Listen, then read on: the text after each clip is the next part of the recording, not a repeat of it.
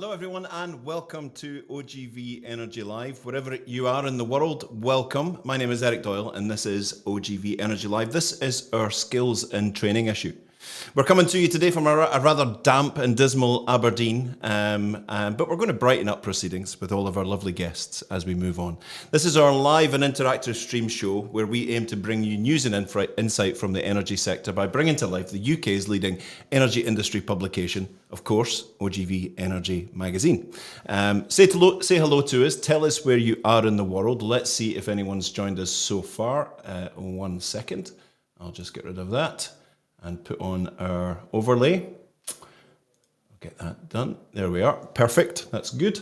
So this is our skills and training issue. If you've seen the show before, you'll know that each month we feature interviews and discussions with our partners and members from across the publication and across the wider industry sectors that we're talking about. We try and update you on the latest news and opinions on very specific energy related topics.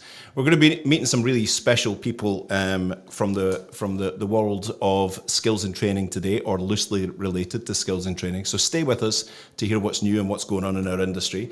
We've got our industry spotlight guest coming up. We're going to be meeting with Andy Powrie from Arnlea, the COO of Arnlea Systems. We've got Rama Sharma coming up, decommissioned facilities and optimization lead from XODUS. And we've got the lovely Ben Herriot from AGR, Global Sales Director. We're going to be hearing all the very latest in what's happening in our Market Watch section. Towards the end of the show, we've got Diveena Danabalan from EIC, and we have Teresa Wilkie from Westwood Global Energy Group. Both been on the show before and both ready to give us all that market update and projects updates and all of that. Remember, we have a little thing on this show. We like to give away prizes, or a prize, and we give away a prize to the best comment or question of the day. So these people give up their time to come and talk with us and share all their insight, and you get a chance to interact with them and chat with them, which is wonderful. So the best put question of the day, we put a little star on these and we just randomly pick a winner at the end. That winner can win a half-page advert or piece of editorial in a future edition of the OGV Energy Magazine. Your marketing team will love you, your leadership team will love you, so keep the questions coming in. But first thing, order of business, say hello to some people. Who was first in with us today? I think the very first person was Alistair Dickinson. Good to see you from the Isle of Wight. Good to see you, Alistair. We've got Andrew Slesser. Thank you for joining us today, Andrew. Keep the questions coming in. We've got Jitendra. We've got Nicola. Nicola, great to see you. Kenny Dooley's here, sitting in the other office next door, and he's put a link into the magazine if you want to go in and check out the latest edition of OGV Energy. We've got Soren from in Copenhagen. We've got Graham Dallas, Nick. Thank you so much, everyone, for joining us. Keep the questions coming in, as I said, and you could win your company that half-page advert or editorial in a future edition of the magazine. But to our first guest of today, way back in the annals of time, in April 2022, I met this particular individual on this very show. He was on talking about another aspect of what they're doing.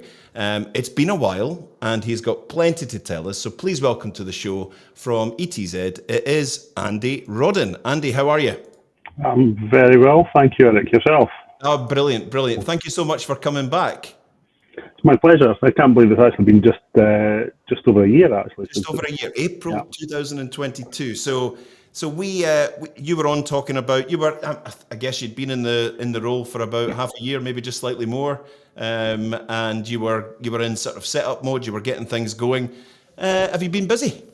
We've been trying to keep out of trouble, which with mixed success, I'd have to say. But I think April we were fortunate. We were launched by the First Minister in the March. So for about 6 months before that, obviously we were doing all the stuff you need to do to set up an organisation. But we were launched in the March, and then we spoke in April, and a lot's happened since then. We've been busy. Yeah, been absolutely busy. So the headline now on the website and all your printed material: new energy, new opportunity, a region renewed. Yeah, it sounds good. It does. I'd like to say I had a massive hand in that, but there are people smarter than me that do these things. So the whole thing, For anyone who's out there who doesn't know what you and the team are doing at ETZ, creating an integrated energy cluster focused on the delivery of net zero. Can you just give us a wee bit of an overview, just to remind us what it is that you guys are doing? Yeah, so we're a private, independent, not-for-profit based in Aberdeen, and our role really is to act as a catalyst to industry and to the region to really take on the projects that get things started.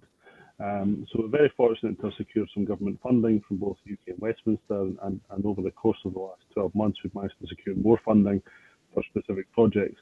But it really is about putting in place anchor projects and supporting the supply chain, the new companies, new entrants. What do they need to actually make a difference and actually progress energy transition and make energy transition happen? And it will happen through companies, it will happen through people. So how do we actually create the environment that allows that to happen? And our planning and thinking has gone a long way forward since then, but fundamentally that's what we're here to do. Brilliant. Simple.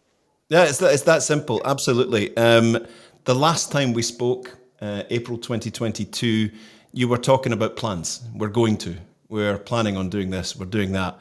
It's a bit of a different story that you've got now, because you've been busy actually delivering and doing things. Yeah, so we've just a brief summary of the snapshot. We've now moved to kind of a campus model, so a planning framework and what we're trying to do has really evolved. But within that, the First Minister announced the creation of the Floating Offshore Wind Innovation Centre in partnership with ORE Catapult. We completed that building 3 weeks ago. So we're now in the process with ORE Catapult of actually re-inputting the kit in to start having that up and running. By the end of the year, industry has been so positive about that their space is full, or will be full of all the test rigs the industry is asking for at the end of the year. And we've also been able to accommodate people like Trojan Energy and give them a space to grow into, and that's actually seen them relocate manufacturing back to Aberdeen from other parts of the country. So very proud that was something the First Minister announced as part of our launch, and we've actually delivered that building. In addition to that, we'll come on to the Skills Hub, but things like the Energy Incubator and Scale-Up Hub, which is a project to really give companies a space. Back to this, where do companies go when they've got a great idea, or startups, where do they go? It's to really give them a space. And we've got partners on board, so we've announced BP as a headline sponsor. Yep. National Manufacturing Institute of Scotland will now have a base in Aberdeen as a result of that. Net Zero Technology Centre, to give that wraparound for companies to help them grow and accelerate their growth. And we've announced that project as well. And that should be finished by the end of next year. Planning's ongoing to create a brand new site and a new space on Hayness Road in Aberdeen for those that know the space. Terrific. Just before we carry on, I'm just going to say hello to some people. And someone's asked a question, which is kind of leading on to what I'm going to be talking about. Hello to Andrew from Aurora Energy in Inverness. Hello to Ryan Gordon from the National Subsea Centre in Aberdeen. Mark Murphy is calling in from Adrich, Aberdeen. We feel you. We feel your pain. Absolutely. I got soaked earlier on today. Hi, Mark. Adam's just taking some random button clicks here. Hello, Saeed, calling in from Pakistan. We are truly global today. A lovely question from Alan Quirk, who's asked the question. You might think because there's a slight similarity to the name, is there a link between NZTC and ETZ? Yes, in terms of we work as partners. There is no formal relationship, so we're not on each other's boards. They're very close in Aberdeen, so they're about a 10-minute walk away. So NZTC's role really is to how do they accelerate technology, how do they define the technology, and how do they make it into a viable commercial business. Our role really then is to help that business to grow. So ETZ's our key measure is jobs. So we're trying to help companies grow, create more jobs, create more local jobs, create more skills. And within that, then NZTC bring companies who've got technology and they're ready to move to that next stage of turning it into a commercial business. And that's part of why we have things like the incubator with NZTC involved in terms of supporting those companies coming through to help accelerate. So we're very compatible and collaborative. So really we link with each other and work together, but certainly don't compete. There you go, Alan. It's put there in a nutshell. I hope that was helpful for you. we've spoken in the past, and you guys are very open in talking about the fact that you're stronger in partnership. When we last met, you were talking about possible partnerships, but now you've cemented some real partnerships. Can you talk about who you've partnered with and what they bring to the table with you? Well, if we take Floyd as an example, it's done in partnership with Offshore Renewable Energy Capital, and ultimately what we are bringing is part of our local network. We're bringing part of our expertise, and we're bringing the facility, and we're investing in the facility. Right. But without someone like the Catapult who really then will drive that forward, it doesn't work. So it is about having someone like the Catapult, bringing them in, and then having the strength of having someone like the Catapult in Aberdeen has brought lots of other opportunities, some of which we're not able to talk about, but some really interesting kind of global leading opportunities, which we're hoping to secure over the next few months to really cement Aberdeen's place, particularly around floating wind, as a sort of global centre of excellence for that floating wind element. We couldn't do it without the Catapult. So it really is about coexisting and really what do they need? How can we help deliver that? How can we bring that to the region? And then how does that benefit industry, the region, Scotland, UK, etc., moving out that way? Brilliant. Good stuff. Good stuff.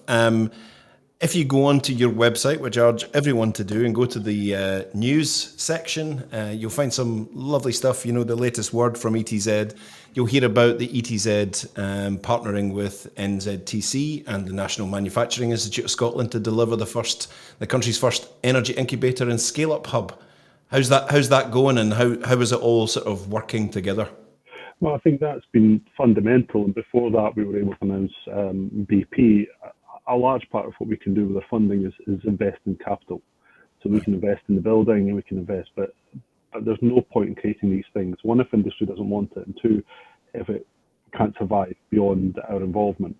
So that's where bringing the likes of a BP involved, who are bringing capital, who are bringing operational funding is really important. But then again, where it's different, I suppose, it's not just a workshop space, it's not just office space. It's having that wraparound support. So what do companies need to grow? Where do they need help and support? And then how do you bring expertise into it to say, well, this is how you do it. Yeah. And we are speaking to, for example, companies looking to potentially do manufacturing in Aberdeen. We're able to introduce them to the National Manufacturing Institute, who can then advise them on efficient ways to design their factory. And it's that value add that these partnerships bring ultimately to companies is what we're all here to do, and that's what we're all funded to do. So that's why it's really important to set these up front, because then there's a value to actually being in Aberdeen and being part of that. Yeah, very good, very good.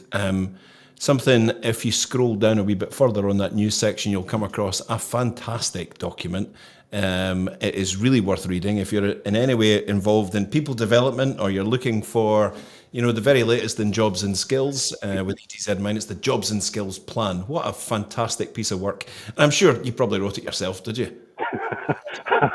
I would love to say that I did. I had a very small hand in that document. I mean, a lot of credit to my colleague Lauren Braidwood, who did the lion's share of the thinking and the smart thinking and the creation of the document as well.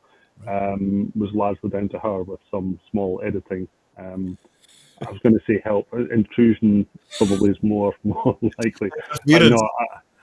Support and guidance, I would say. Yeah, absolutely. It's a fantastic document, and who would you advise would be the right kind of reader for that, and what should they expect to get out of it? So the intent behind the document was really one of these things that when you talk about industries coming and growing, how does that impact on the local economy? How do local people get involved? And a large part of that document is really designed to say, if you're bringing company X in, and they need a workforce of a certain size, what does that workforce look like? And then taking a step back, how do we train people now? How do we put people in training now so that when they turn up on day one, there is a trained workforce available to start taking on jobs and to start taking advantage of that. So they get a local workforce. Local people get the benefit of these companies coming, and then that growth is kind of organic then. So the thinking behind the plan was really, how do we define that? What's the process? How do we take companies through that? Companies can use it themselves. I mean, it's there free for free for use, and we're happy to support any company that wants to go through it, and we're happy to talk to any company.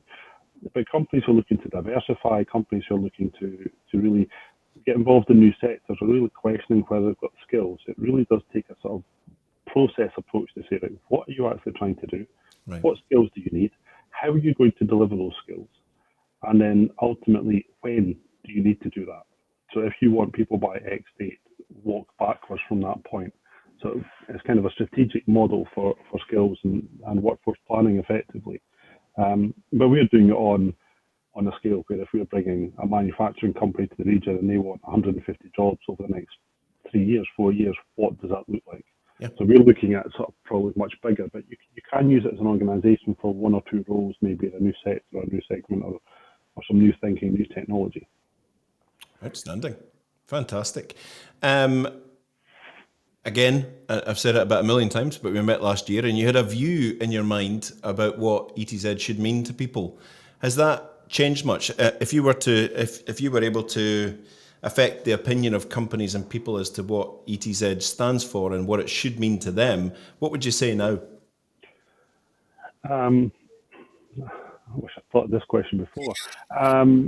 I think, no, my view hasn't changed. Our role is to be a catalyst, but the privilege, and it is genuinely a privilege working here, is our role is to add value to companies and to be that honest broker. And how do we help companies grow, sustain growth, and where do they go and what's it like? We are technology and company agnostic. It makes no difference to us what they're involved in, what they're trying to do in the energy sector. How do we help? And that fundamentally, all the projects we've done, to give an example, I know you've got XODUS on and they're going to talk about X Academy later on. We've managed to secure funding that allows us to accelerate the creation of X Academy. Wow. So the Northeast Economic Recovery Skills Fund, we managed to secure funding because we thought it was the right thing to do. XODUS had a clear vision. How do we make it happen quicker? And the net result of that is people have been actively employed and we see jobs coming at the other end. And from the same fund last year, we did free training for 465 people, got offshore skills, safety training, either offshore wind or oil and gas. We had people finishing the course on the Friday, getting on a helicopter on the Saturday, right, going off to the first job. And that ultimately is the measure of what we're trying to do. It's people at the end of this. It's jobs and skills is all about people. So how do we help and positively impact of people in the region and beyond? And that ultimately hasn't changed. And that for me is the privilege that I get to come up with ideas and projects and get to deliver them that have that net impact and effect. Brilliant, absolutely brilliant. To our audience today, thank you so much for joining us today. Remember to keep your questions and comments coming in. We've only got them for another couple of minutes and it'll be another year until we see him again. So anything that you hear Andy talking about, if you have a question or a comment on that, please drop it in the chat and we'll put it up on the screen. The actual physical energy transition zone, £400 million development, Aberdeen South Harbour. Can you give us a bit of an update, a bit of a status update, where we're at and where the thinking is? So our funding really is to be outside the harbour, but without the harbour, and I drove past the harbour today actually, right. And quite interesting, I saw a ship on the last quay, which has just been finished. So the busy harbour, but how do we take an asset like that and unlock it for the region? So it's one of these things. There's a number of things in the pipeline, very exciting projects and companies that are looking to the zone, and the harbour unlocks that for them. So how do they bring materials in, and how do we take finished goods out? So in a year's time, we'll have a lot more interesting things to say about that. But fundamentally, our master plan. So this will all sit under a master plan that's been submitted to the City Council, and that will guide. People will then be able to see what we're planning to do, how we plan to do it, how we plan to execute it, and then we'll actually deliver. That for the region and ultimately for industry and beyond. Very good. You do such good work and you are in full-on delivery mode, which is great. But I'm sure there must be challenges. What are the hard bits? No, it's a joy as always. I think the challenge is the environment. I think we've seen from, for example, the announcements about Norfolk Boreas being shelved effectively. The impact that has on supply chain confidence, the impact that will have on is why should companies do renewables, get involved in renewables. That has an impact. And I think, and this is almost a political thing I'll say, that the government strategies need to be aligned and perhaps more aligned than they are at times with the energy strategy to be really closely aligned to jobs, skills. And sometimes when there's a lag or when there's a gap between that alignment, that means there's a bit of uncertainty in what we're trying to do. We do have the confidence, though, that we think we're doing the right thing. We've been awarded funding for a skills hub. We're going to double the capacity in Altons for welding training, for example, from 14 to 32, which means we need to build and invest in that capacity now so that it's available when industry wants it. So a large part of what we do is a little bit of, not quite build it, they will come, but a belief that industry will need it at some point, so we need to do it now. So it's about investing in that now. And I think that belief kind of drives what we do moving forward. And as long as we have that belief, then we can work around some of the challenges around timing of Scotland, timing of INTOG, timing of when a hydrogen economy will turn. All these things are a bit unknown, so we've just got to kind of work away in the background at building that infrastructure and capacity, so it's there when it's needed, and not wait for it, which is too late. Yeah, absolutely. Question in from Richard. Richard is, as an established company that can provide strategy and services to emerging companies, how can we connect and get involved to help the acceleration of these companies? I'm guessing the answer is reach out, get in touch, have a chat. Absolutely. I think for looking at some of the questions coming in, follow us on Twitter, follow us on social media, link and follow the website, sign up as someone who wants to get on our mailing list. Because when we have new programs, we've just closed a program just now, supply chain fund, challenge fund, which was providing capital grants to companies to invest in capital equipment. There are lots of these things coming, so really get on our mailing list. We send everything out there, and if there are things that you want to get involved in, find out more about, then reach out to invest at etzlimited.com email address or through the website, and the right person will come back to you. And often it's not me, it'll be somebody who knows what they're talking about will come back to you.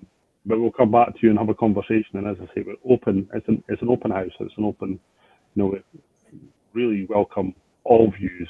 And a lot of what we do is industry led. So it's about what does industry think we need, what does industry think we, more importantly, what do we not need to do, and where can we get best value for the money we're spending. And that's all comes from the people on this, listening to this now, and people we deal with across industries. Superb.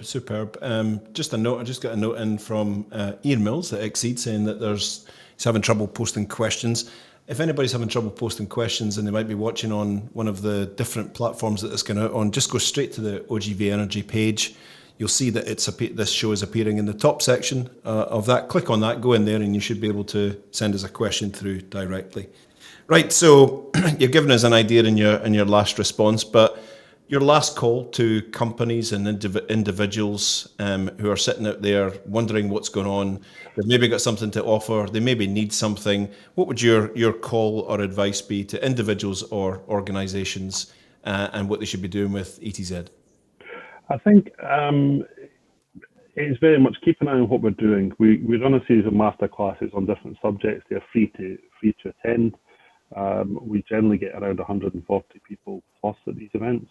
Right. We bring industry experts in, listen to what they have to say, reach out at events. We will be at Offshore Europe, we'll be at Floating Offshore Wind in Aberdeen. Come and speak to us. We don't all bite. And let us know what you need, let us know how we can help. And if we cannot help you, and we'll be quite honest about that, we probably know organisations and other people who can, and we'll put you in touch with those people.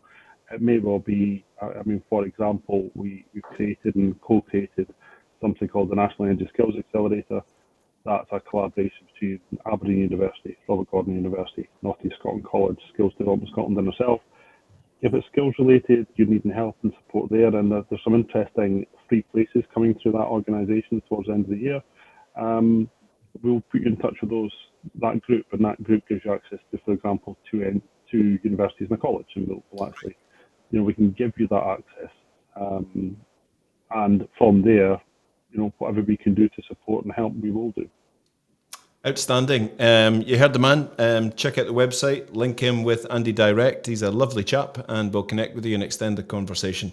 I hope it's not a year until we see you again. Andy, good luck in all that you and the team are doing at ETZ. Absolutely brilliant. Thank you so much for your time today. No, thank you very much. It's always a pleasure. And you'll never ask me back every year, which I think says something. We'll try and fix that. We'll try and fix Not always my fault. That's all I'm saying. Absolutely. Yes, exactly. Thank you so much, Andy Rodden. See you soon. Thanks, Eric. Bye now. Bye, everyone. Bye-bye.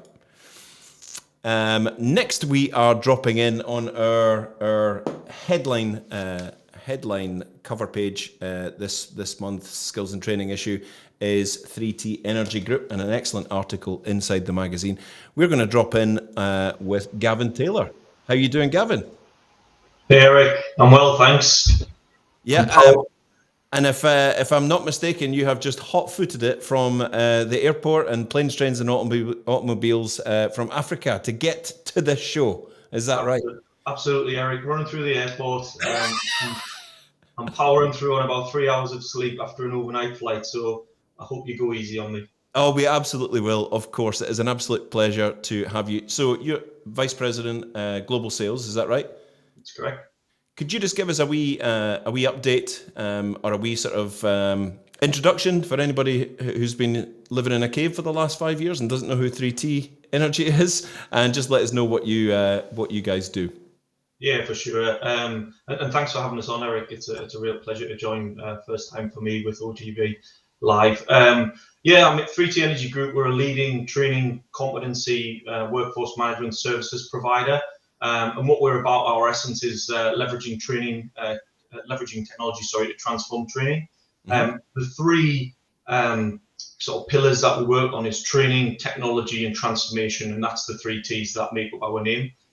We are a global player in the space, and we've grown to be the UK's largest training provider in the energy sector, both across the oil and gas business, renewables, and also more recently in power generation and utilities. We've got 4 principal organisations within the 3T Energy Group, and we have our training organisation, traditional training organisation, which is AIS SurviveX. We have our simulation technology business, drilling systems. We have our learning technologies and workforce software business known as 3T Transform, and our utilities and construction training organisation called UCT, which was a very recent acquisition into the 3T Energy Group. And collectively as 3T, we offer the highest impact learning to the energy sector and a wider safety critical industries that we serve, and offer a very wide range of services within that training, competency and learning technologies space. A true global business. We've got offices in Houston, we've got training operations in South America, we've got offices in the Middle East, and we do a lot of work in Africa and Asia as well. So yeah, that's 3T in a nutshell. Very good. How many people have just gone, right, that's what the 3 T's are? The pennies just dropped. Thank you, Gavin. The article that opens this month's magazine, Kevin Franklin, your CEO, opens the article by saying that 3T's combination of training technology is creating a positive transformation across the energy sector. How does he mean? How is this creating a positive transformation across the energy sector? I think it means it in a lot of ways, to be honest, Eric. When we say positive transformation, we could be talking about the individual delegates that attend our training centres, so the people who are experiencing learning and experiencing a different way of how learning is delivered and received. We could be talking about our clients in terms of the way that we're able to support the services that we provide to them by augmenting them with different ways of delivery and different ways of management that try and achieve their objectives as a business, and make sure that they've got high-performing teams. Learning is evolving. We need to stay attuned to that. We've got to meet learners on the level that they're at. We've got a huge age swing in our organisation from in our industry, from the very youngest entrants into the organisation to people who are reaching the end of their careers. And the way people learn today from the younger generation coming out of education now is very different, even to how I learned when I left school 20 odd years ago. Practical training continues to be a very key component of learning, and there's many things that cannot be replaced. I think you'd find it difficult to replicate escaping from a helicopter underwater without escaping from a helicopter underwater. But there is definitely ways that we can augment the way that training is delivered using technology, and that creates that positive transformation. I once did a sort of a talk at an event like this, a live event, and it was entitled PlayStation to Workstation. And what it was about was, I always personalize it because I've got a son, he's 12 years old. I can hear him stomping around upstairs because obviously they're on holiday. And when I see him learn, he learns so differently to the way that I learned at school, and certainly the way that an older generation would have learned. They're very much attuned with technology. They learn in bite-sized chunks. If you ask my son, one of his favorite expressions is "search it up," because if he wants to learn something, he'll go to YouTube and he'll watch a 2 or 3 minute video, and that'll give him the information that he needs. And it's that kind of instant gratification that they seek out in terms of learning. So it's our job as a training organisation to be attuned to that and understand the evolution of industry, the evolution of technology within the industry, and how we embed that into the training that we deliver, but making sure that we meet all of the different needs along the spectrum. And evidence consistently shows that if people are learning in different hyper-realistic environments and using things like micro-learning, it really helps embed learning, and that's great for supplementing within training programs and that kind of thing to make sure that they're delivered in a transformational way. And just one final point on it, we practice what we preach as a training organisation. We are a people training provider, and we deliver training to hundreds of thousands of people, and we embed technology into that. So as an example, we've introduced VR into our heli-death firefighting training programs to support how the learners experience that program. We've done things sort of kind of Sky Sports style analysis where you're showing people where they should have been and moving them on the screen, and it just helps with the learner experience and their retention of the knowledge that they're there to receive.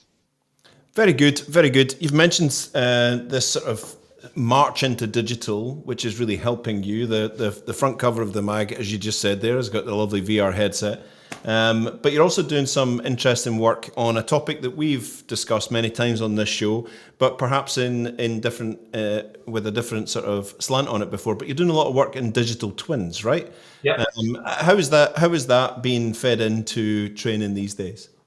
Yeah, I mean, incidentally, that's partly the reason that I was down in Senegal, because we've been working on a major project with BP since the beginning of the inception of that project, and what we developed for that program for the BP Tortue project in Mauritania and Senegal was a digital twin of the entire asset infrastructure, which incorporated an FPSO, an FLNG, an offshore hub and living quarters. And we were trying to achieve an objective which would give what BP described an immersion in Tortue prior to the crew mobilising to the project. So all of the operations and maintenance crew attended a training programme with us in Aberdeen. It was a 2-week residential training programme, and it was a truly blended learning programme where they were receiving a mixture of theoretical training, lecture style, on safety critical operating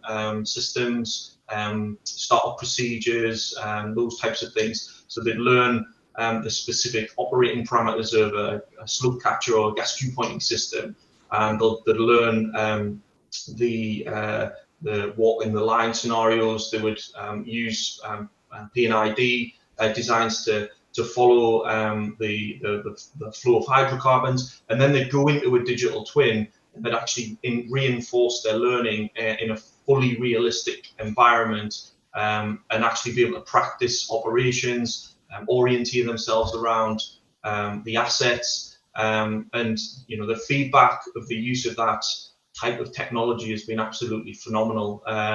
It was really great for me visiting some industry stakeholders down in Senegal, government ministries and bodies that have been set up for the oil and gas industry, and everyone was talking about this digital twin, and it was ours. We'd done it, and the crew from BP, who I've had the pleasure of getting to know quite well because they all came through this training program, they're all like, this is the best program we've ever been on, because we're really pushing the boundaries of the use of technology and learning programs. I think they're a key component of the future of learning from a major asset perspective, especially if you've got a new big plant or asset being constructed, and you need to get people to understand its operations prior to it being constructed, which was the case with the Tortue program.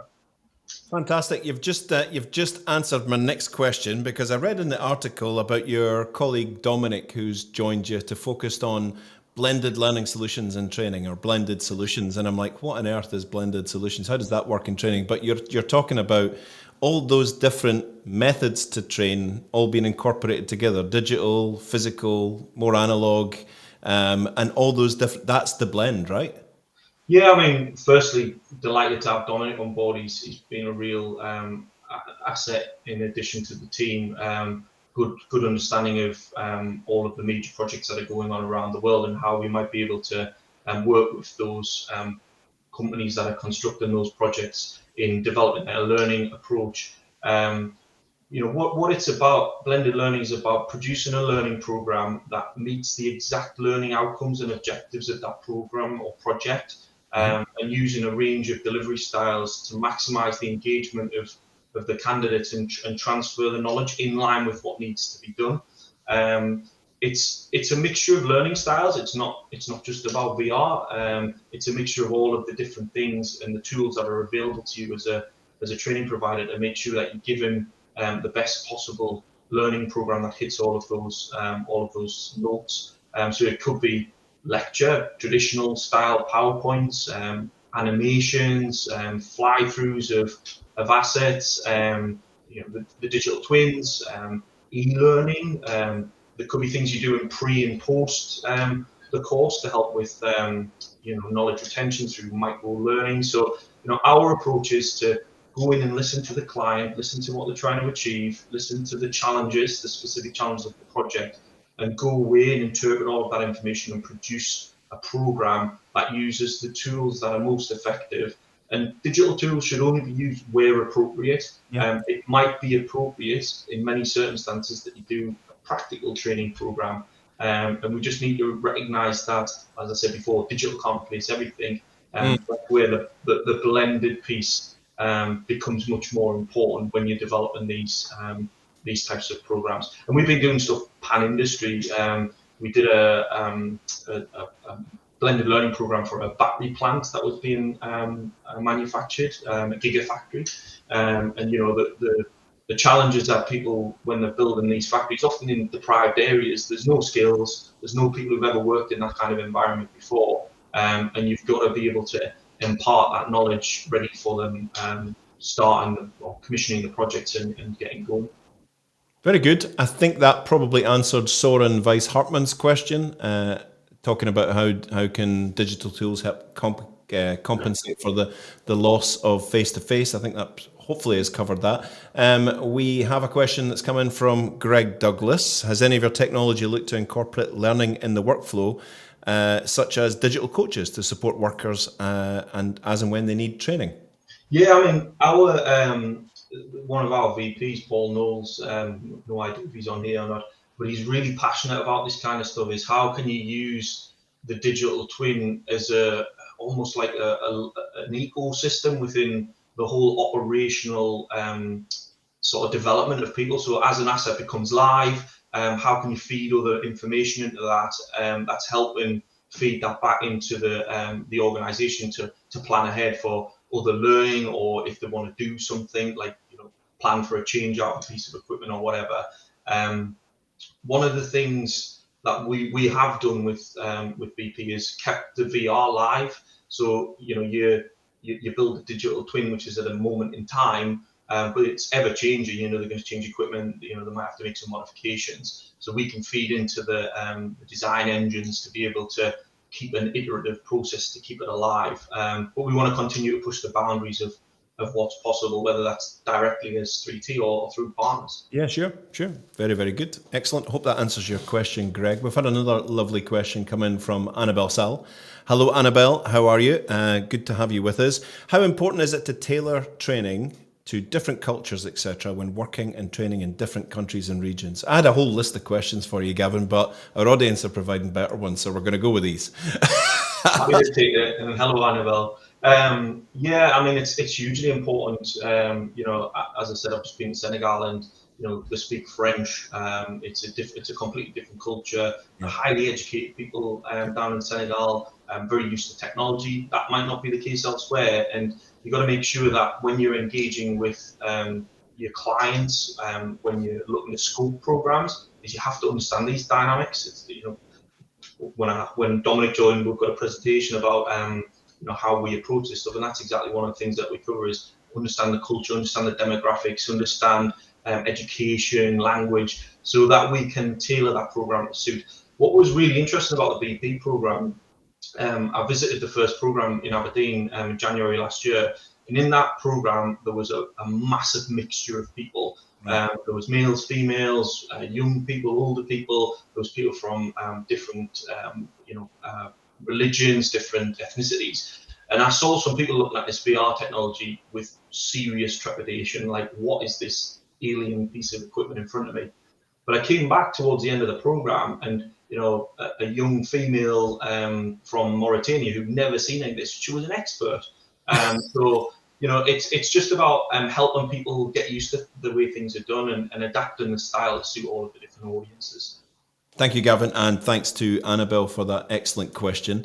Jumping back into the ones that I prepared for you, you see yourself as, and I'm guessing going back in time, maybe training providers wouldn't have realised this, but you see yourself as part of the whole net zero journey that we're all on, right? How does your part in net zero unpack?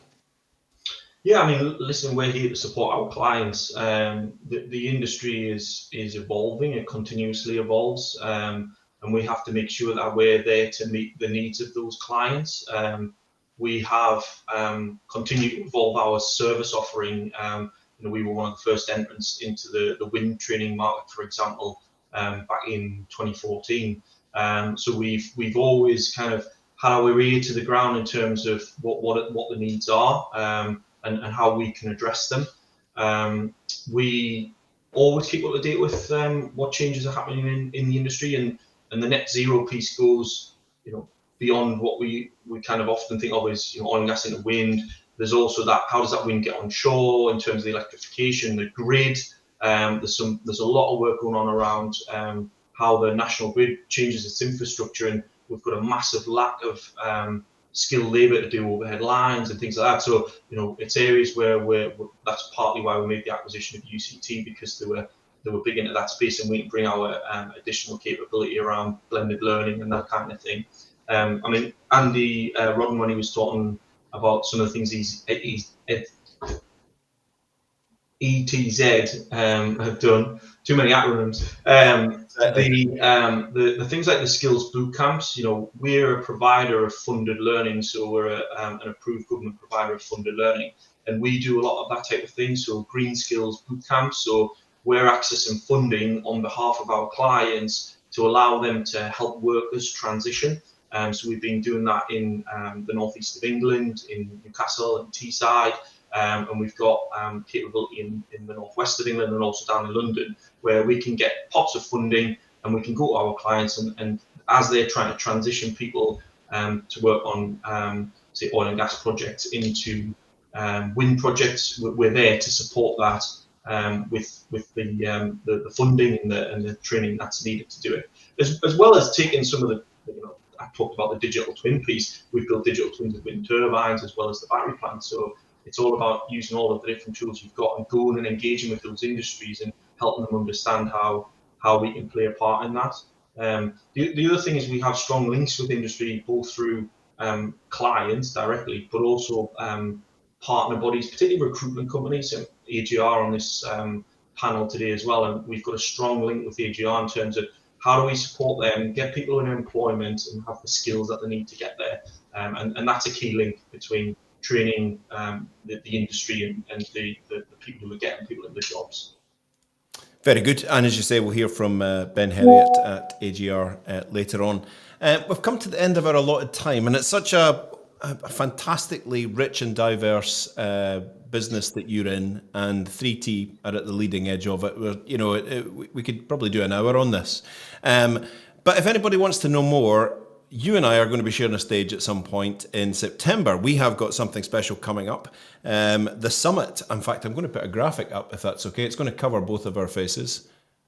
Here we are. There we go. So on the 4th of September, the beginning of Offshore Europe Week, we have got the Future of Training Summit with 3T. Exclusive panels, some of the group's leading voices, special industry guests, and a real look into the future of training. Very exciting, and you're going to be part of this, right? I am indeed. Very much looking forward. I think it's going to be a great event. We've got a lot of clients coming, industry partners, and we've got some exciting announcements to make at the event, which will be good for the people who are there, and understand where 3T is trying to take training with technology. Very good, very good. I'm looking for the Eventbrite link. We'll put that in the chat because you can go into Eventbrite and you can sign up for a place and get yourself along to the OGV tap room and OGV podium on the 4th of September for that Future of Training Summit with 3T Energy. And Gavin will be there. For now, thank you so much for joining us, especially since you've had planes, trains and automobiles to get here, but you made it. I have a sneaky suspicion that you're sitting there with your joggies on and that lovely suit jacket and shirt. But don't spoil the illusion. Gavin, it is an absolute pleasure to spend some time with you today. Thanks to everyone for asking those amazing questions. We will catch up with you later on. Thank you very much, Eric. Thanks, man. Bye-bye. So, wasn't that great? I'm going to give you a wee bit of an update because we started talking about events there. I'm just going to continue. Obviously, July's coming to a close, and my colleagues next door, it is like a haven of industry next door with my colleagues at OGV Energy who are focusing on all the big events that are coming up. Offshore Europe, just around the corner. 4 years in the making, 50 years of OE celebration, the biggest UK event on the calendar. And OGV Energy have their biggest presence to date with 144 square metre pavilion in Hall 2, partnering with our clients to showcase some of the best engineering technology and innovation in the energy industry. There's still some space available, so if you're sitting out there thinking, do you know what, we'd really like to be offshore Europe, drop us a line. There's still some space available on our pavilions. And the man to talk to, I'm just going to put his details up right now. He's going to kill me for giving out his phone number, is Andy Mackay. If you're sitting there thinking, we should really be offshore energy, it's going to be a big show and we need to get ourselves there, drop Andy Mackay a note or give him a call. In fact, I think I can hear the phone ringing now next door. And Andy will talk you through what options are available. We've also partnered with SPE and we're hosting a networking golf day at Newborough on the 4th of September. We've got about 150 energy professionals coming to play 18 holes and enjoy some refreshments at the OGV tap room in Newborough. Again, there's very limited space for that, so if you're interested, head over to Eventbrite or give the guys a phone. I'll put Andy's contacts back up there. And then, of course, we've got our own drinks reception on the Wednesday evening at the OGV podium. We've got some live music and some real good surprises in store. Everyone's welcome. We hope to see you there. While we're on the topic of shows, let's move from the largest in the UK to the largest in the world. Let's talk about ADIPEC. It's been moved. It's now a month earlier than normal. It's kicking off on the 2nd of October. And we, OGV, have plenty of opportunities available for you if you're looking to attend, from stand space in our pavilion, speaking opportunities, and of course, another golf day. We're doing a golf day at Yas Links. Although, as Andy's put in this little note, we can't guarantee sunshine for Aberdeen. We can pretty much guarantee it for Yas Links. So reach out. I'll put Andy's contact details up there. If you're thinking about any of those shows and, will we, won't we, talk through the options with Andy and he will see about sorting you. Andy Mackay at ogvenergy.co.uk. Thank you very much. Now it's time to move on to our industry spotlight section of the show. I'm going to welcome, let me get this right first. We're going to welcome Andy Powrie. How you doing, Andy? Very well, yourself? It's absolutely great to have you with us, Andy from Arnlea. We've got Ben Herriot from AGR, and we have Rama Sharma from XODUS. Hello, everyone. How are you doing? Hi, everyone. Hello. Yeah, it's great to have you all with us. Did you manage to catch any of our previous guests that were on there? Yeah, all really insightful. Yeah, it was absolutely. You got a shout out and everything, Ben. You really did. It was excellent. Andy, I'm going to come to you first, if that's okay. Yeah, no problem at all. So you're the COO at Arnlea Systems. For those who don't know, can you give us a wee bit of a summary as to what Arnlea do? Sure. Well, we're a software provider primarily in the energy sector. We focus on inspection and maintenance mainly, primarily AIDC-enabled technologies, so RFID, barcode, QR code, and things like that. So we are global. Well, our clients are global. We follow our clients, so we have a global reach, I should say. And related to the topic we're talking about today in training, so we do global training as well. So that's probably why I'm here with you and talking today. Yes, it is. Absolutely. Very astute of you. I noticed in your article that was written by, I think it was published by... Megan, yeah. It was Megan, yeah, absolutely. Yeah. Cracking article. It caught my eye because you spoke about something that rings true with me. It starts with an interesting conundrum around, everything moving to digital, the need to be completely up to date with all of your software as a company. The company hires in someone to come in and upgrade all your software or replace it, and then they leave a big thumping user manual on the reception desk, and we're all a bit stumped. So that whole issue around software training, you're approaching that slightly differently, aren't you? Yeah, so things changed during COVID. So deploying software and engaging with end users was quite difficult in COVID, and we did a lot of online training sessions and online deployments. And because of the way we're interacting with people now, it was mentioned about blended learning earlier. So we have a blended approach, as it were. So we are still visiting our clients globally, and we're doing some online training, and then in certain instances we're doing both for the same clients. So I noticed in the section earlier there was a question I was reading about: is the human interaction lost with online training and things like that? And I'm old school. I work in technology, but I do think looking someone in the eye when you're dealing with them is really important. So we've gone back to that, if you like. So we did a lot of online training, but now we're encouraging clients where we can to sit with us to go through things. So whilst we're talking about blended, there's blended in terms of the media, as it were, but blended in terms of the environment as well. So we work in industrial areas, as do most people on the call, I guess. So we have classroom sessions, online sessions, but we're actually now moving into a lot more on-site sessions where we're at the coalface, as it were. Literally going through inspection protocols with people understanding their business processes. So rather than just saying this is our software, this is how you use it, we're asking people what they're doing in their day job, how do you need to use our software, and what benefits can add to you, and then running through the process with them at the point of execution, essentially. So we're finding that stays with people a lot more, because if we're doing an online session, they'll go through, and sometimes it's very difficult to maintain people's focus when you're a million miles away. But when you're actually going through their day-to-day processes with them, any training you give them kind of sticks with them for the long term, essentially. And we get a lot less questions post-event than we do if we're not sat with them. So that has a burden, I guess, with getting people to travel all over the world to support these activities and what have you. But the reality is, the more time we invest up front and the better the quality of the training, the less time we have to invest latterly in terms of support. That's not to say we don't support our customers and we disappear and run off into the distance, never to be seen again. But it just means that we can focus on more pressing activities as opposed to revisiting training.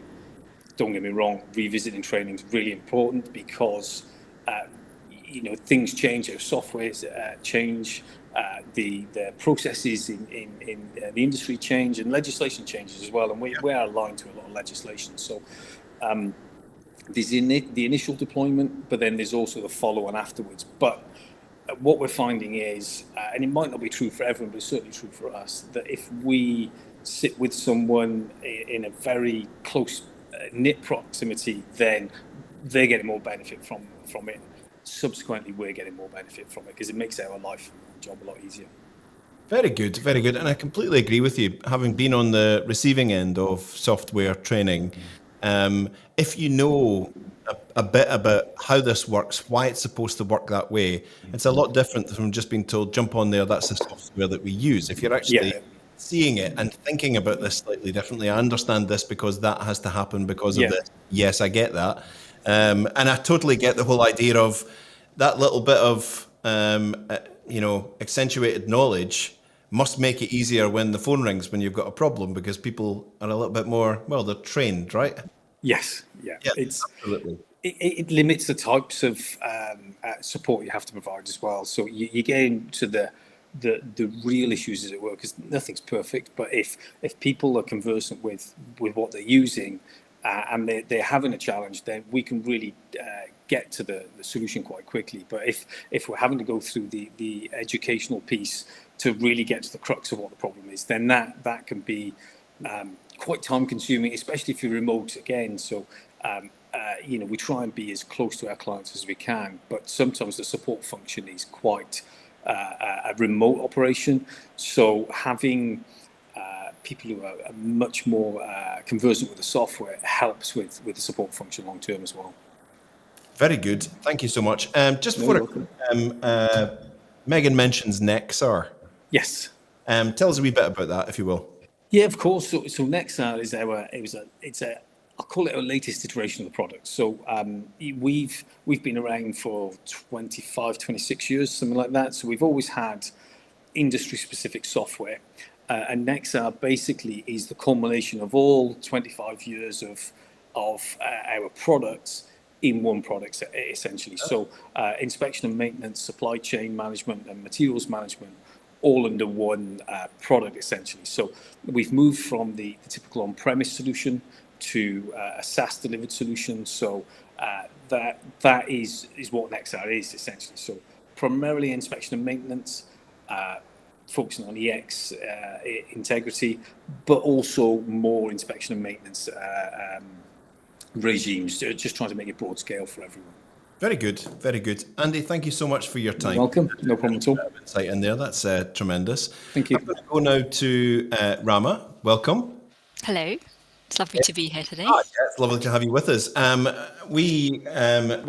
This rarely happens, but we have this situation today where you're actually the photograph that headlines your lovely article. This one, you're actually in it, which is great. Great, and you're talking about a wonderful topic, which is very interesting and very broad-reaching. We read this month that XODUS has joined a UK leading programme supporting professionals returning to the STEM workforce following a career break. Could you tell us a little bit about that? So the programme is called STEM Returners, and it's really there to try and help industry address that skills gap, and obviously we're seeing it within our company. We're seeing lots of new projects, and there's not enough people with the right skills to do work on the project. So there are people out there who have worked in the industry or worked in a similar industry. They have the skills, but not the confidence really to get back into the workplace. And what STEM Returners does is it's hopefully a way to gently ease you back into the workplace, and you can keep using your skills and hopefully get a job out of it at the end of the day. Very good, very good. And is this something for like cross industry, or is this, because I know that at XODUS you do some wonderful engineering, right? Could you just, for those who don't know, could you just give us a wee reminder about the kind of work that XODUS does? Yeah, so XODUS, we are an energy consultancy and global, just like some of the other guests actually. We're based in the US, Middle East, Australia, Japan. obviously in the UK, we have quite a large presence here. And we also cover a range of sectors. So we cover oil and gas, renewables, hydrogen, and also carbon capture. So a lot of our projects now, we're moving away from traditional and more into renewables, and our renewables side is growing. And what we're seeing is that skills gap. You have to keep up with it. While the skills are the same, they're very transitional. We can move people around, but that knowledge only comes with the projects. So when you are working on these projects, you pick up knowledge fairly quickly, but we don't have enough people with that knowledge. So what we've done on many of our projects, we've got experts who are within these industries, and then we can transfer people from other areas, traditional oil and gas facilities, for example, transfer these people to the projects, and hopefully they pick up some more knowledge and get that confidence you need to grow. Brilliant. And is that why, with that in mind, why XODUS sees STEM returners as a really good fit? Oh, it does, yeah. So I think the way I see XODUS itself is a very caring company, just to bring people in gently, very diverse as well. Really proud of how we work. And when you do come back, we've actually put in 5 new job offers out there for STEM returners. So there's 5 positions, engineering positions, currently being advertised. So anybody who has been on a career break, for example, and not sure if they should go back to work, this is a good way to test it. You haven't got that confidence, you've got that engineering, it might not have been in the last year or two, you haven't worked for a few years, but it's a really gentle way, and XODUS are very supportive, and they gently ease you into a working environment. You can go hybrid working, and I myself, I don't work Fridays. I've not done for 11 years, and I don't ever wish to work a Friday, but it really gives you that work-life balance, and the company is very supportive of you working at that, and there's lots of different options as well within the company for you to work. It's really, I think what you need is a safe space so that you can practice your skills, enhance your skills, and grow from there. And that's what we'd like to see is that skills gap being closed and putting back into the industry too. Fantastic. And I love the comment in the article from your colleague, Natalie Besti. Natalie says there's a number of roles required to meet the UK's net zero targets and goals, and those number of roles are growing, and there's a hidden workforce out there that's as yet uncovered and untapped into. So that speaks really strongly to that, right? That does indeed. So that workforce, that hidden workforce, is really the people out there who may not have, who may have taken a career break, or may have moved jobs and just didn't really go back, or been on long-term leave for other reasons. You may be a carer, so there's lots of different reasons why you're not working, and STEM returners is another way to gently ease you back. It could still let you carry on with what you were doing outside, but also go back, and you can choose to spend more time in a working environment if you wish. And it is that hidden workforce. Every single person is valuable. We don't have enough skills, so we can't train up everyone from the beginning. We need to use the existing workforce out there. And all hands on deck, really. We have a global emergency, and we really do need to help with all the projects out there. And we heard from Andy Rodden about the various projects that we had that we're looking at. And I think you do need the people to work on these projects, and the knowledge will infiltrate once you are working on there. It's the skills that get you up and running and moving the projects forward, but that knowledge will come with the experts. So we shouldn't be scared of not having that knowledge. I think that's what it is. It's use your skills.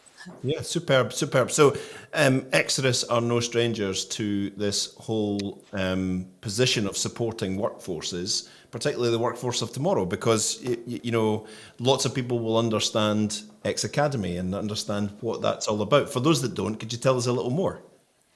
Yeah, so X Academy was set up a couple of years ago now, and it is a place where we're transforming skills of graduates, recent graduates, or also those that are early professionals. So early on in their career, not quite sure what they're doing. So we take these individuals, and it's really fast-tracked learning. You're put into real-life projects, projects that wouldn't typically be funded, maybe some of the projects that Andy Rodden was talking about, out there, they're cutting edge projects and learning, and we're working with some of our partners. So the whole X Academy itself has been supported by ETZ and ScotWind Consortium, and the ScotWind Consortium comprises BP and NBW as well. And just like ETZ, it's a non-profit organization, and all the projects that we work on, all the funding is taken back in to enhance the training, maybe work on other projects that again wouldn't come to market, but are great ideas. But we need to accelerate some of these projects, and the funding being put by the government as well to some of these projects. Well, hopefully some of these will become reality and help meet that net zero target we're trying to achieve. Superb. Thank you so much. Just a comment that came in from Darren Nichol. I think Darren's talking about STEM returners. Scottish Power have run a similar programme for years. It's excellent, and I was part of it. I recommend it. So there you go. The proof's in the pudding. These things do actually work. Rama, it's an absolute pleasure to have you with us. Your first time on the show today, and we hope that we can have you back at some point to find out how all this is developing, and maybe even talk about decommissioning and facilities and things like that. Oh yeah, my day job. Your day job, yeah, exactly. It's been an absolute pleasure. We will catch up with you soon. Thank you. Thank you. Thank you. Ben Herriot from AGR, Global Sales Director. You were nodding in strong agreement with a lot of what you were hearing there. Can you tell us a little bit about AGR? Yeah, of course, no problem at all, Eric. So Advanced Global Recruitment, we specialise in the supply of personnel to the international energy market. It covers a wide-ranging variety of personnel, sectors, etc. You'd probably be thinking, why is a recruitment agency on a skills and training OGV Live? To be honest, the reason for this is on the back of COVID, we actually established a new division here within AGR, proudly named AGRT. And much like Gavin was saying earlier, we've established some relationships and partnerships with training providers across the globe, not just here in the UK, but internationally as well. And the main reason for that is to really for us to try and give back to the industry. We've noticed, as Ram had said, a skill shortage across all sectors that we deliver in, and it's really trying to get past that and trying to get not just new blood into the industry, but recertifying. Again, Ram, I touched on it, and this is why I was nodding in agreement, is that we've lost a lot of knowledge over the course of the last, I'm not even going to say 3-4 years, probably surpassed that into around about 2015. And it's really trying to not just educate people, but try and bring them back into the industry. And how do we go about doing that? You look at the situation in the world at the moment. We're on the back of COVID-19. We've got inflation to think about. The cost of living is going through the roof, and certificates aren't cheap. It's a highly regulated industry that we're working in. And a lot of people simply don't have the funds at this moment in time in order to obtain their certificates, whether they're looking to go offshore or upskill or recertify, whatever it may be. So we identified this quickly on the back of COVID. And along with our clients, have really developed AGRT to become probably one of our fastest growing divisions within AGR over the course of the last 10 years. And that certainly I've been in the business. So it's been a very exciting time, very busy. But yeah, I can certainly agree to a lot of the comments that have been made so far. I love that. When you think about pivoting and diversifying. So a recruitment company is getting a lot of pressure from their clients to fill roles, and they can't find people with the skills to match these roles. So let's go out and train people. Let's go out and train people. 100%. We know what they need to be trained in. We know the types of people we're looking for. We'll train them and we'll be able to get them jobs. I love it. It's all working together. So last year you diversified this service. How many people have, the proof's in the pudding, how many people have you put through this? So far we're over 600 delegates that have gone through any one of our training courses. Wow. So like I said, it's been a huge success. I mean, it can include things like green hand programs, specifically for the drilling industry. We've got an ROV training program, like I said, upskilling and recertifying. So we're trying a whole host of new initiatives to really push this forward. Superb. Do you focus on any particular areas of sources for the people that you're putting through this and trying to get into jobs? Is there any particular pools of people that you like to focus on?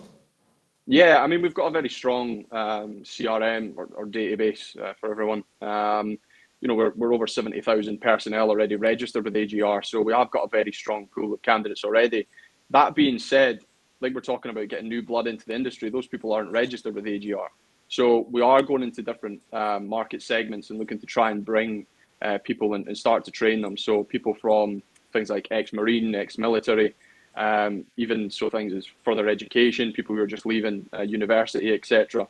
And it's funny because I was actually a part of one of the OGV lives over in Houston. I was there luckily to be there in person at that point, and I was talking about how do we make oil and gas specifically, I suppose renewables as well, attractive again. It comes with some stigma, and if you look over the last 5 years, would you look at a position and say, is it a sustainable job?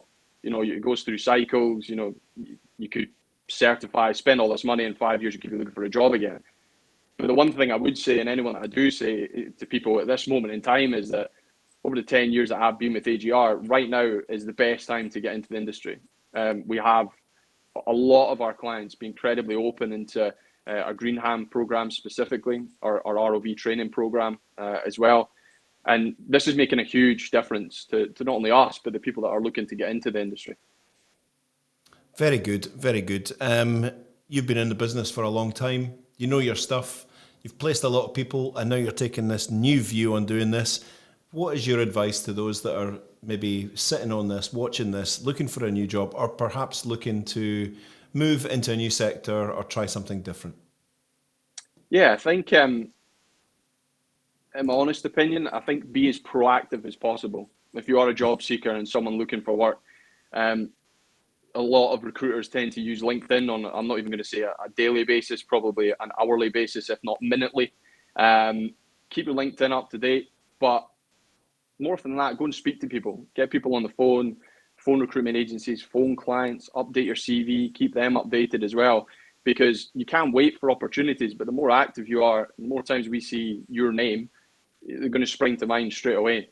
I think the other thing I would highly recommend at this moment in time, one thing that we've seen that's dramatically increased people's opportunity in terms of obtaining employment is by carrying emergency response certification, mainly within the drilling division or drilling sector, I should say.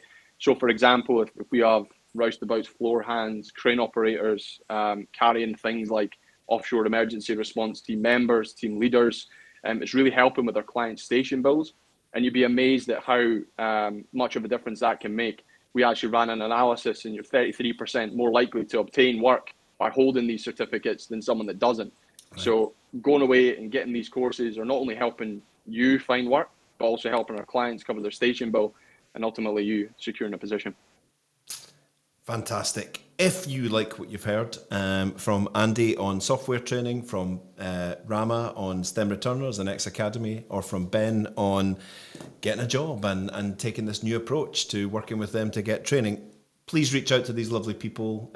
You can find them on LinkedIn. Their names and their companies are there. You cannot escape.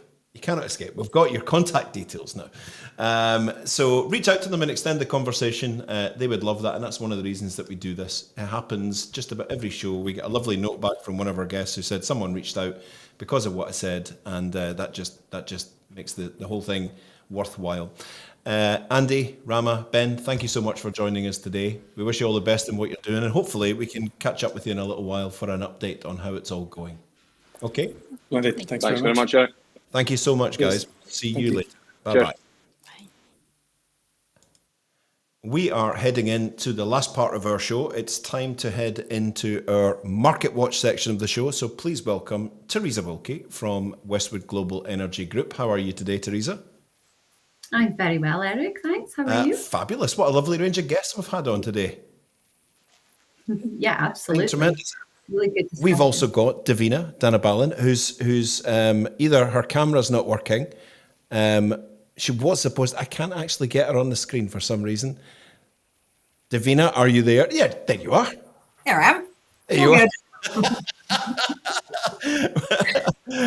We got you here. So we love this part of the show. We get lots of great feedback from our viewers when we have either you or your colleagues on from Westwood and EIC to give us the market update. So if we could, Teresa, I'd like to start with you. Would you like me to put up some slides by any chance?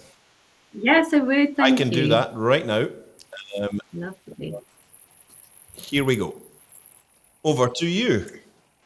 Excellent. Thank you. So yeah, I'm going to flip back to the rig market again this month.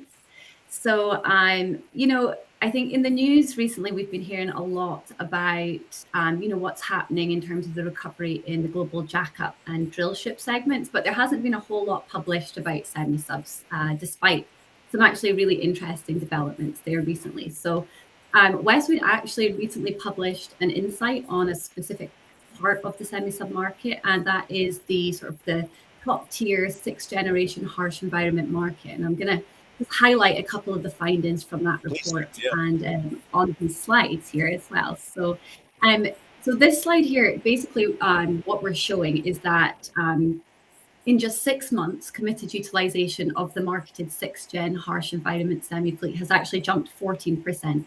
And is now completely sold out at 100% utilization.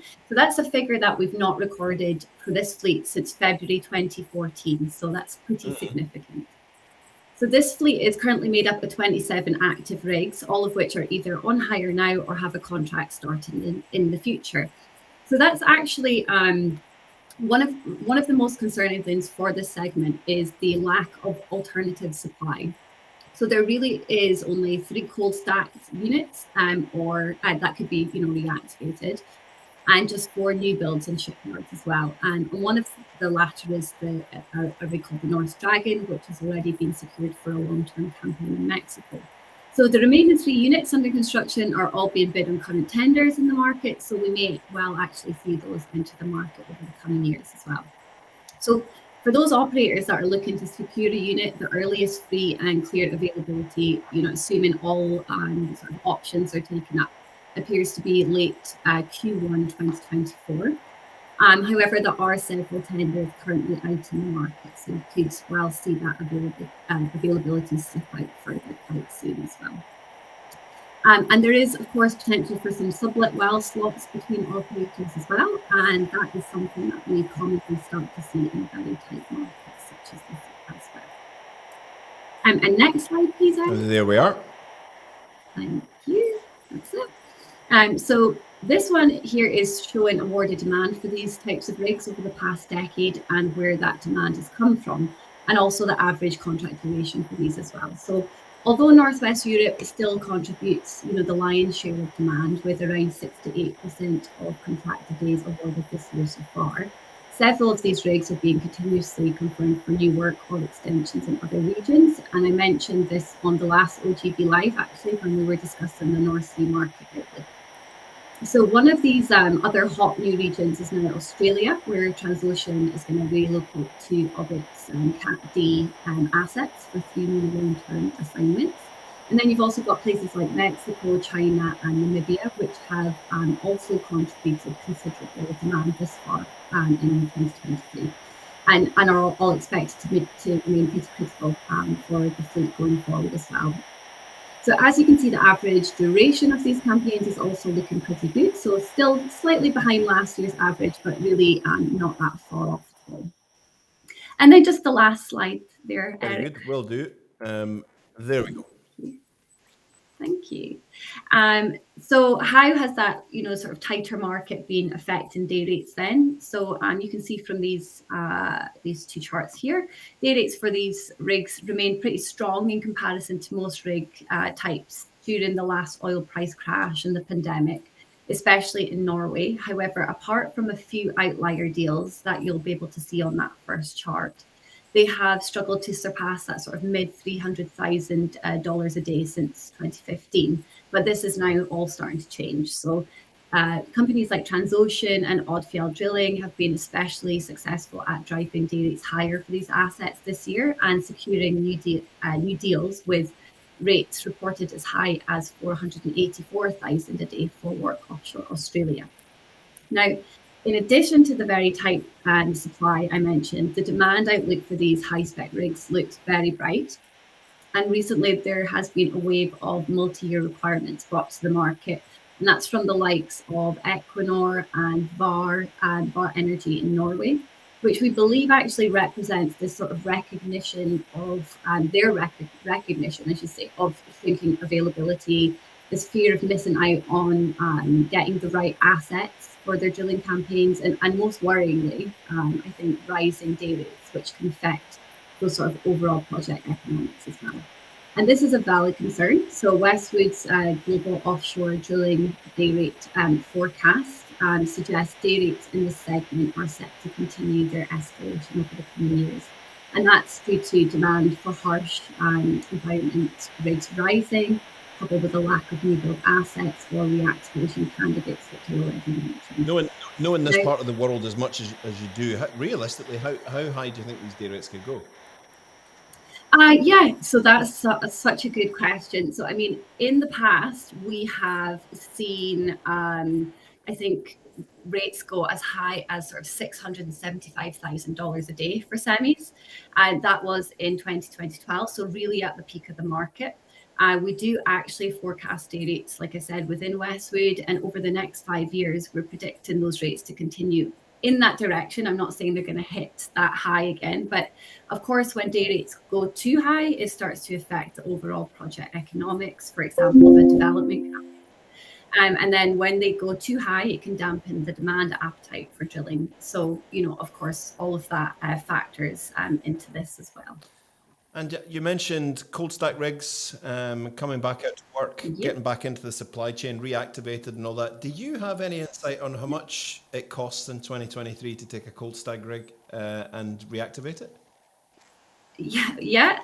Well, I mean, of course, it all depends on a lot of different factors, such as the age of the rig, how long it's been stacked, what sort of preservation's been done to it, et cetera, et cetera, et cetera. But we've heard ranges from anything from 40 or 50 million dollars to over 100 million for a semi-sub. So, it's not a cheap solution, really, by any means. As usual, Teresa, great insight. I'm just going to put that off. Thank you so much for sharing that with us. Please reach out to Teresa, RigLogix at Westwood Global Energy Group if you'd like to extend that conversation further. Thank you so much for that. That was brilliant. I think it might be. I'm just gonna mute your mic a wee second. I'm not sure, but we're getting feedback coming from someone. I'll try and find it. We'll work it out. It's no problem. Diveena, we've kept you hanging there for the whole show, and you're our last speaker of the day. What are EIC? What is EIC seeing in terms of global O&G oil and gas project activity? What's the latest? Well, I mean, it was great seeing from Teresa, firstly, how well the rig market's doing, because we're seeing pretty much the same patterns happening in oil and gas just globally at the moment. So I think it's not lost on anyone, I believe, in the audience here, that the market's been booming pretty much region to region. It's obviously some variations, but according to our FID data, we are seeing a return to projects gaining full financing and moving into construction phase now. And it appears to be because it is easier to get full funding for these types of projects, I guess, relative to renewables and transition technologies like wind and hydrogen, for instance. And I just thought there's been so much activity lately that I would maybe briefly touch on two key markets. So maybe one, which is like Norway, and the other of which would be Indonesia, because there's been so much activity. So I guess like really quickly on Norway, it's obviously our next door neighbor. It's had multiple oil and gas projects in various stages of development, including Breidablikk, Yggdrasil and Tyrving. And we've seen the largest discovery in the region in 10 years, recently made at the Carmen prospect this month by DNO and partners.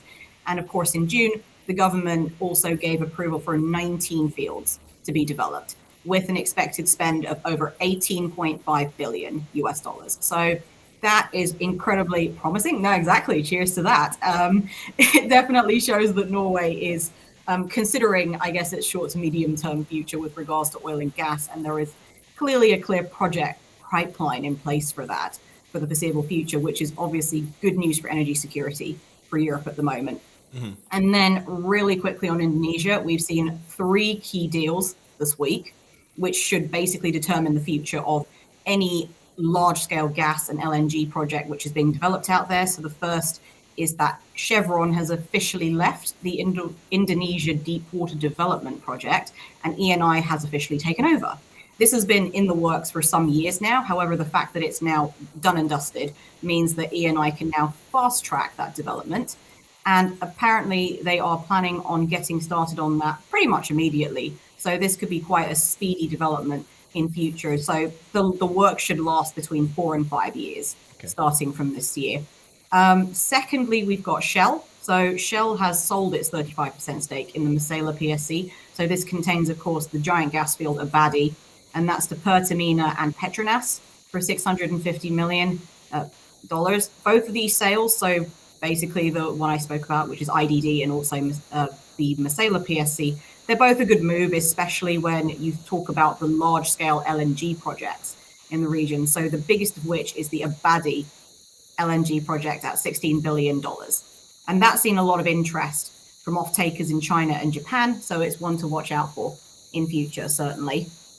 And also really quickly, the last one, it's a potential deal, so it's something that's on the cards, so it's not been formalized yet, but it's for the tuna field, and it is Zarubezhneft rather. So the Russian company Zarubezhneft is selling its stake in the tuna field, potentially, maybe to Middle East and Asian investors.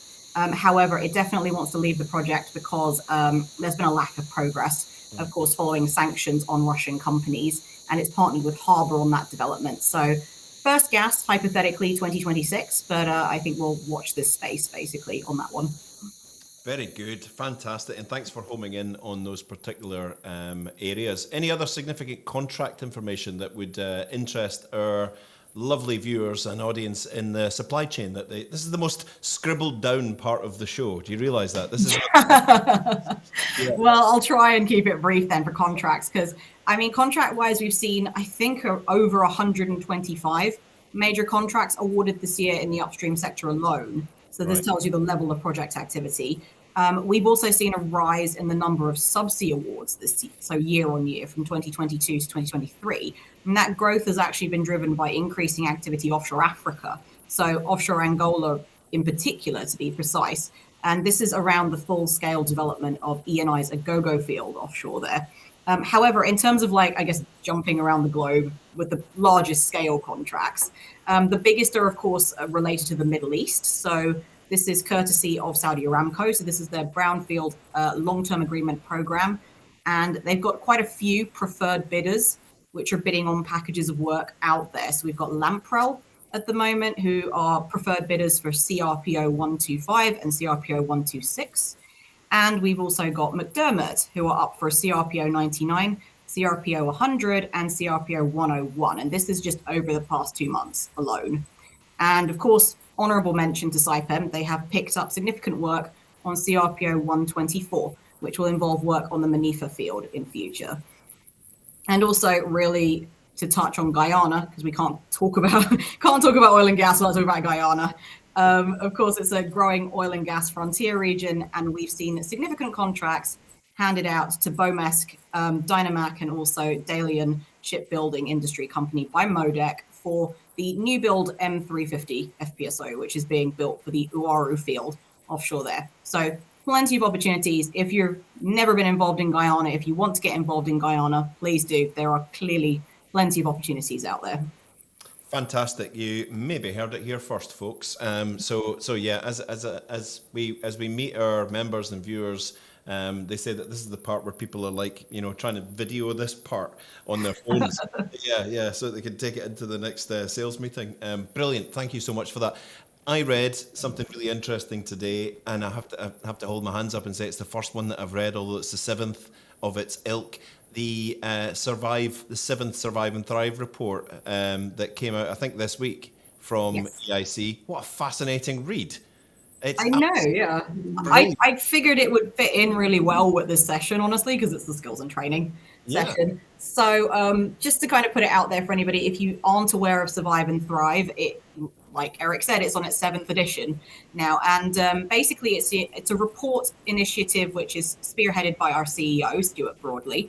And essentially what it does is it draws on insights from 96 interviews with energy supply chain leaders worldwide and sheds light on the preferred growth strategies employed by businesses over the last year. So literally, how have you survived and how have you thrived? So I figured some of the key messages which came out of this edition would actually be quite relevant here.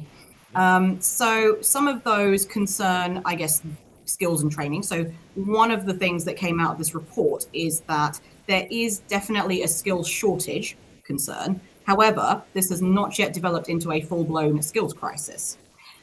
Businesses are still able to meet their growth commitments with the resource that they have, and no work is yet having to be turned away because of the skills shortage, but it does seem to be on the horizon for businesses if things aren't addressed now.